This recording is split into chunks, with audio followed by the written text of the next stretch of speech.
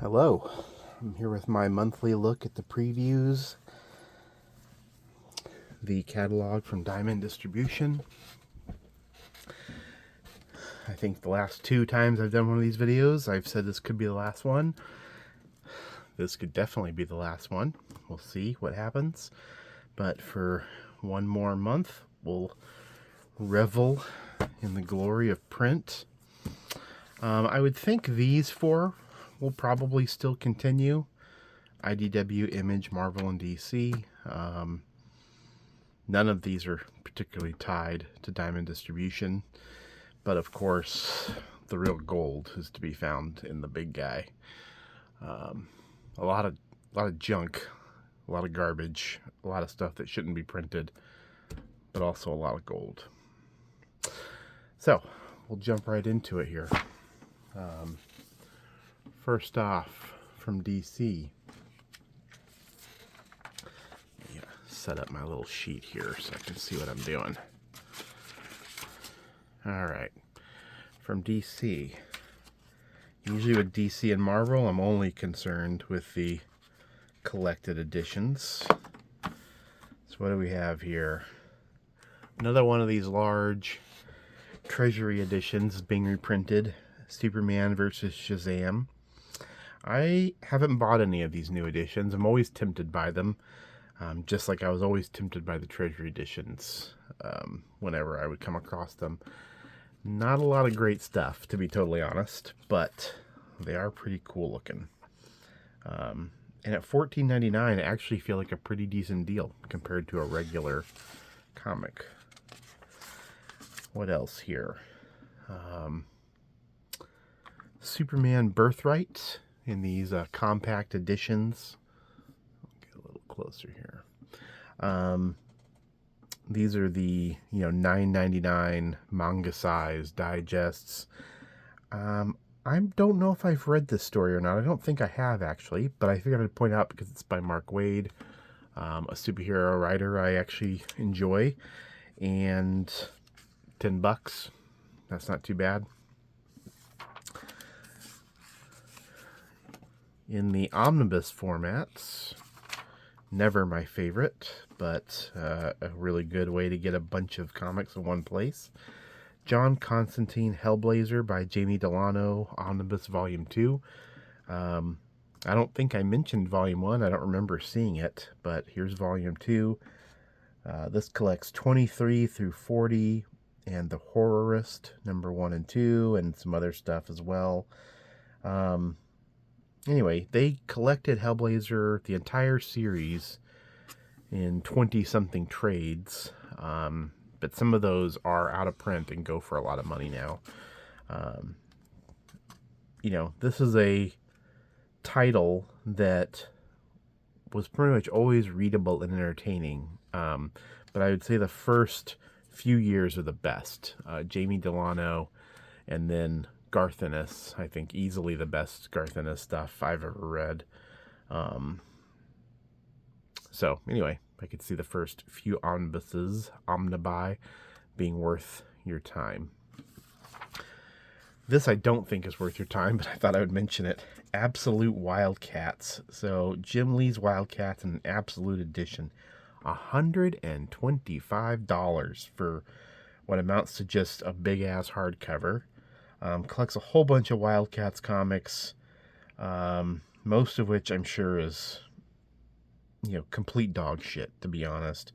Does have Wildcats X-Men The Silver Age number 1. I remember thinking that was a pretty good comic, but you could probably just go find that online for a few dollars. Definitely not worth the trouble.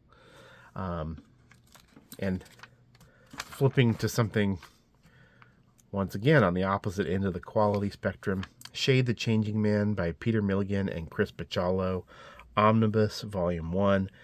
I think they put out 3 trades of this Shade material, so they did not get the whole series. But, those are a lot nicer format to read your comics in, that's for sure. However, this one does collect Bachalo's complete run with Milligan, 1 through 50. which is pretty amazing. I don't know if they'll do a volume 2, because I don't think there's enough really to fill a volume 2. But so if anyone else knows anything out there, love to hear about it. I have all of these issues, so I'm definitely not going to pop for this. But if you don't have all the issues and don't have the trades, which don't even complete the whole series, this is a pretty great way to go. It's been a long time since I read any of those, but I remember thinking pretty highly of them once upon a time. All right. From Marvel, only one thing, and it's not something I'm recommending, but much like the Wildcats, it's something I'm just sort of stupefied by. Marvel Archive Edition. Marvel Superheroes Secret Wars Gallery Edition. Hardcover. A lot of terms being thrown around there. Basically, this is just a big-ass collection of Secret Wars. 9 1/4 by 13, $125. So just a big old version of Secret Wars. I like Secret Wars. I think it's a lot of fun. I cannot imagine a world in which I'd pay $125 for it. I do like Mike Zeck's art in this period, but holy shit, that's a lot of money for Secret Wars. Nothing else of interest to me in the Marvel catalog. For IDW, I could have sworn this already existed, but maybe I am mistaken. Jack Kirby's Mr. Miracle Artist Edition, $150, 192 pages.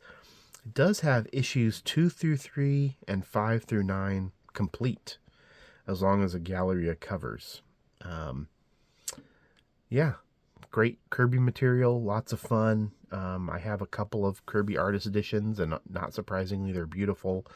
Don't have this one.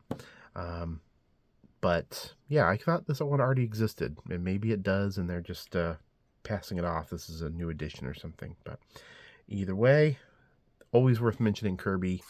Always worth mentioning an Artist Edition, even if I am not planning on really looking at it. All right, from Image. Actually had a few things to mention this month. Sleep, #1 of 8. Story and art by Zander Cannon.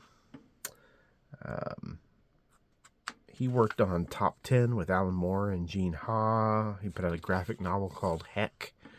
And he had his own series, which is probably where a lot of people would know him from, Kaiju Max. I go back to the 90s with him. He had a self-published series called The Replacement God that was unfinished, but a lot of fun. Recently, TCJ.com had an interview with Zander Cannon, conducted by a friend of mine, Jake Zalacki, and I would highly recommend going and checking that out. He's had an interesting career. Yeah, so anyway, new comic by him, worth checking out. Clementine, Book 3 by Tilly Walden. This is a trilogy that's set in a Walking Dead universe somehow. Maybe it's based on a video game. I can't remember exactly. I read the first book. I thought it was better than it needed to be, frankly. Haven't gotten around to the second book yet. But Tilly Walden is very talented and kind of always worth checking out, even though she's been doing a lot of sort of work for hire stuff lately, and I hope that she gets back to making her own work. Free Agents, Volume 1, written by Kurt Busiek and Fabian Nicieza, art by Stephen Mooney. I read the first couple issues of this. I enjoyed it. Did not blow me away at all, but I enjoyed it. I might catch up with it in trade. I like Kurt Busiek. He's one of the only superhero writers I'm always going to check in with and see what he's up to. Transformers Compendium, Volume 1. So this is just like the G.I. Joe Compendium they put out that collected the first 50 issues of G.I. Joe. This one collects 1 through 46 of the original Marvel Transformers and Transformers Headmasters 1 through 4. So basically 50 issues. $65. It's just a brick of a book and has this really kind of I don't think it's actual newsprint, but this sort of what passes for newsprint nowadays. So the book is huge, but it's very light. These are not great comics. I'm not saying there are really any great Transformers comics, but amongst Transformers aficionados, I don't think you have too many people arguing for these as being great comics. I have read most of the stuff when I was young, had great affection for a lot of it, but this is before Simon Furman comes over from the UK and really kind of writes the most entertaining stuff. But still, very cool to see these. This stuff has come in and out of print. The original issues all go for a fortune nowadays, which is so funny to me because when I was a kid, they couldn't give them away. Stores, just they would have paid you to take them off their hands probably. Nobody gave a shit. And now, 30 years later, 40 years later, it's an industry unto itself. It's pretty strange. Wicked and the Divine Compendium. This collects, I believe, the whole series. Its entire story collected in a single volume. $60 for 1,448 pages. I haven't read all this. I read the first couple of trades at least, maybe halfway through. I remember liking it, thinking it was all right. I didn't love it, but I remember liking it. Speaking of nostalgia, G.I. Joe, A Real American Hero, Volume 3. Technically, it's not nostalgia because this is new work, but of course, it's based off of 300 issues of Larry Hama's G.I. Joe. I haven't read any of this stuff, so I can't co-sign it, but Larry Hama will pretty much always get a shout out from me. Savage Dragon Archives, Volume 11. I was just having a conversation with a guy today who I did not expect to be a fan of Savage Dragon, and he really was praising it, and so we had a good time talking about that. This collects, it doesn't even say, so I don't know. But these are really fun collections. They're not in color, but you still get a brick, 552 pages. And Eric Larson stuff is very readable. He really makes you turn the page.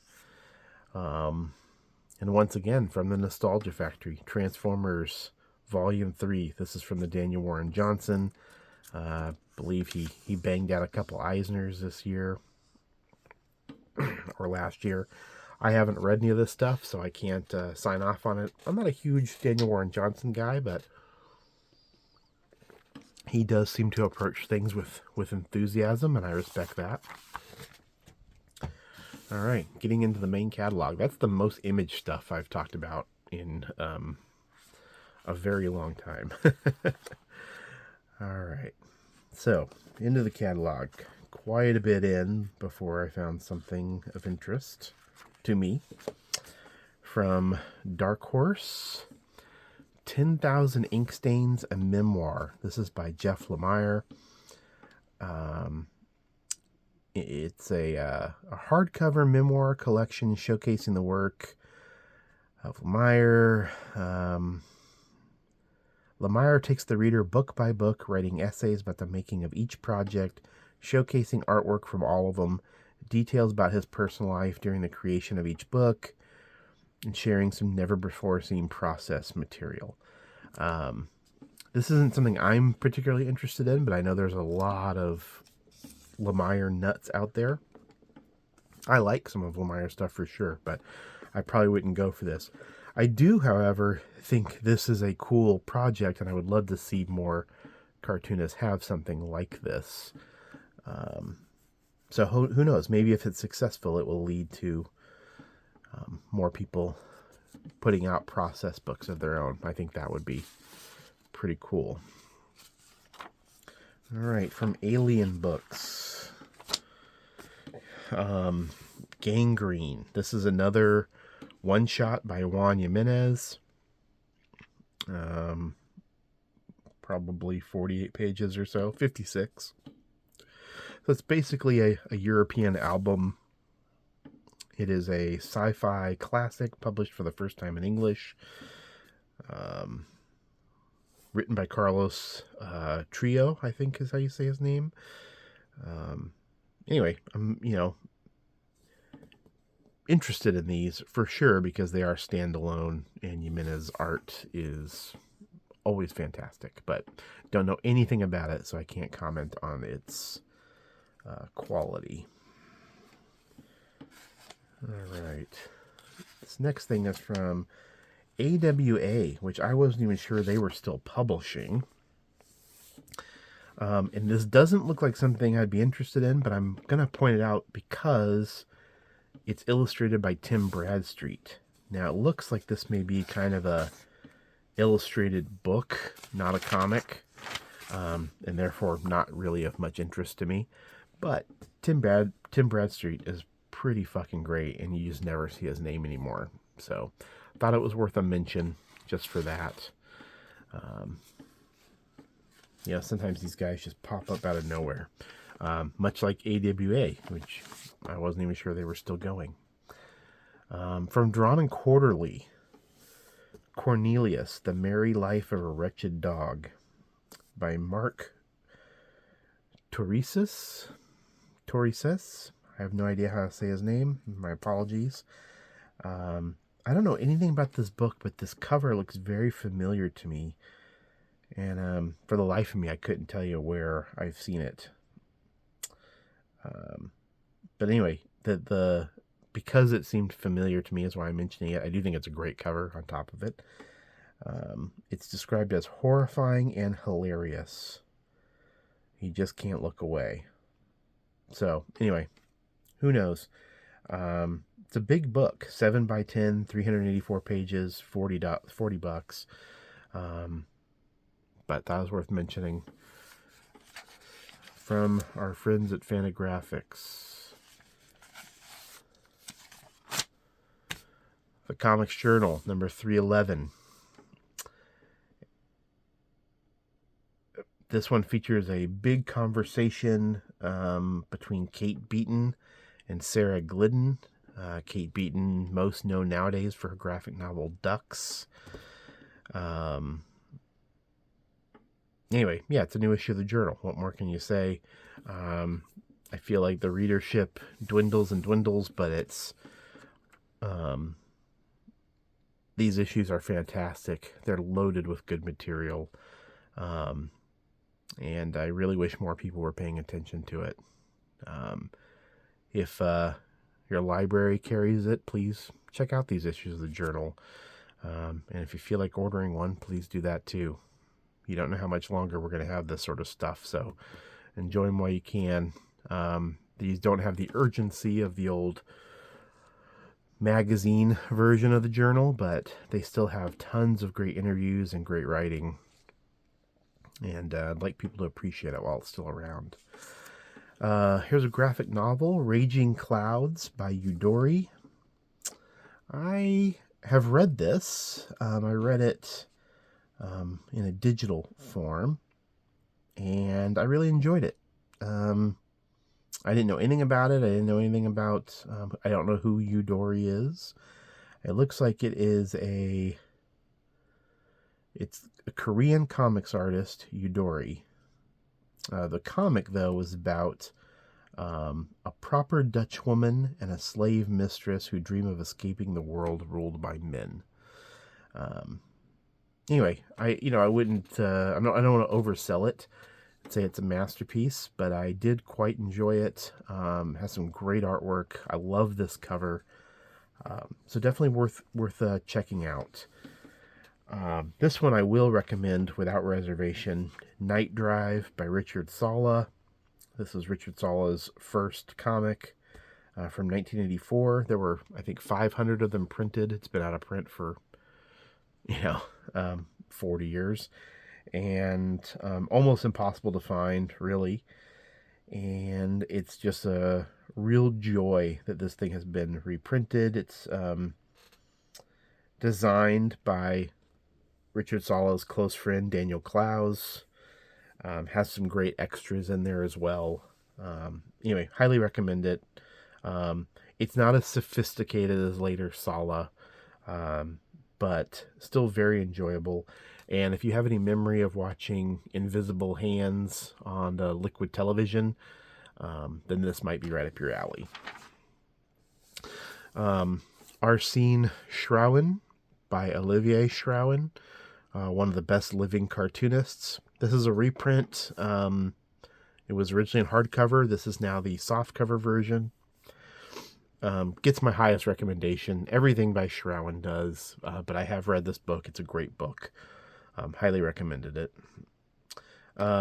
Go Figure, Figurative Social Surrealist Paintings by Guy Caldwell. Anyone who's followed me online or watched my videos knows that I love Guy Caldwell's work. This is a beautiful book. 96 pages. It's 11 by 11, so almost, record sized, and just has gorgeous reproductions of his paintings along with some text talking about those paintings.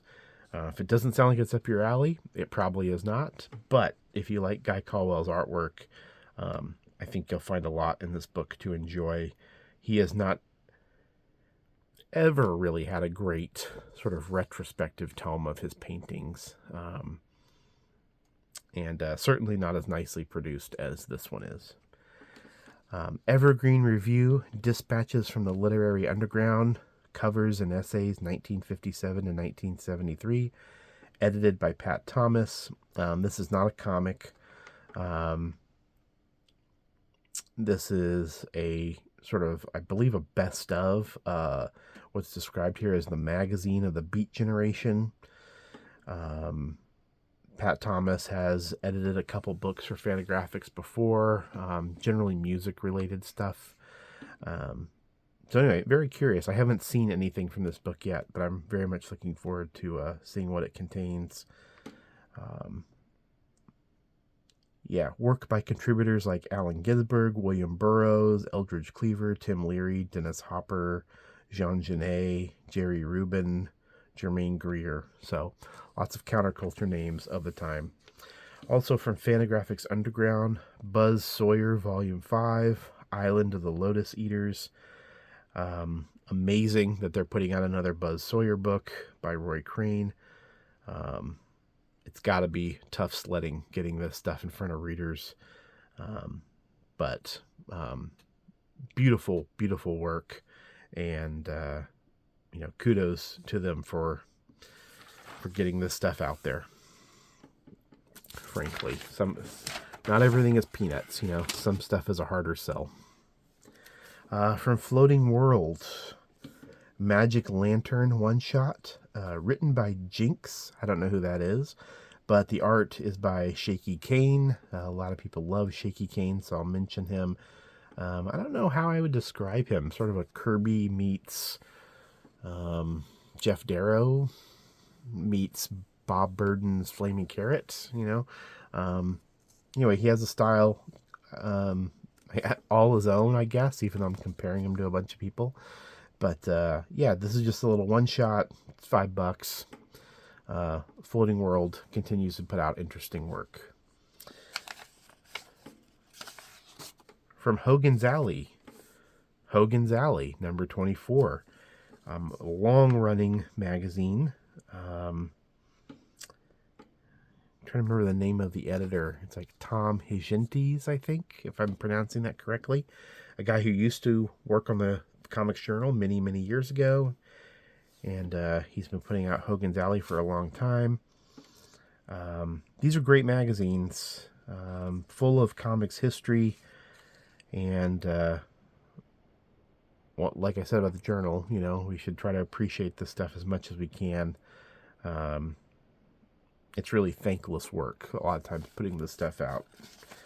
So, not likely to make any money and, a dwindling readership, but it's great that this kind of stuff is being preserved. From Living the Line, they've put out a couple of manga volumes, and now here comes another one, Face Meat by Bonton Taro, Don't know anything about it, but think the cover's pretty great. And a lot of people have raved about the manga they've put out. The UFO mushroom one, I can't remember what that one's called, but I've seen really good things about that. So I thought I would mention it here. From Mariner Publishing, Mariner Books, Spent. This is the new graphic novel from Alison Bechdel, the author of Fun Home. Don't know anything about this, but, you know, after a book like Fun Home, you're pretty much going to get attention forever. And, yeah, I'm curious to see what she's done. Who knows? I didn't even read the description, but I'm interested in Alison Bechdel, so I'll check it out. From New York Review Comics, Terminal Exposure by Michael McMillan. I'm not familiar with Michael McMillan, and apparently he had his own one-issue wonder called Terminal. If I've ever seen that, it's not ringing a bell for me. So this is a big book of his work. New York Review Comic continues to put out interesting work that nobody else is. I think that's great. So yeah, worth checking out, I think, just based on the publisher alone. From Rebellion, Marek the Mighty by Don Lawrence. This was a story that was originally serialized in Lion, a British comic. It's an adventure story about a 13th century superhero. A knight fighting in the Crusades comes into possession of the Hand of Tsar, which grants the wearer superhuman strength, but only when bathed in the sun's rays. So, if that description doesn't sell you, I don't really blame you. The real draw here is Don Lawrence's art, which is phenomenal. Best seen in The Rise and Fall of the Trigon Empire, which they have put out over 5 volumes. Just great classic British cartooning. No idea if Marek the Mighty is any good, if it's early work, later work, I really don't know. Here it says, published between his work on Karl the Viking and his beautifully painted The Trigon Empire. So I'm going to guess it's not peak work, but I'm also going to guess it looks pretty goddamn good. Yeah, I'm intrigued. Don't know if I'm intrigued enough to buy it, but I'm intrigued. Next up is a book that has been out for a long time, but I think it's always worth mentioning. John Severin, two-fisted comic book artist. A nice Tomorrow's book about John Severin. I don't have it. I've always wanted it. Don't know if I'll get it this time, but John Severin's a wonderful artist, really underappreciated, and it's great that he has a volume dedicated to him. In the manga section, only one thing for me. Mao, Volume 20, story and art by Rumiko Takahashi. She of Ranma Half fame and others. But I think that's what most people would think of her that would watch a video like this. But that's it. That's all that I found for me. Not to say there isn't other good manga, but that's the only thing I was particularly interested in. In some ways, kind of a light month, even though I did think there were some good books. Still more books than I plan to buy, which is kind of always the case. But yeah, kind of a light month. So if you think I missed something, if you have something to say about something I did point out, let me know. Tell me about it. If there's another one of these catalogs next month, I'll do this again. If not, it's been a pleasure. Thanks.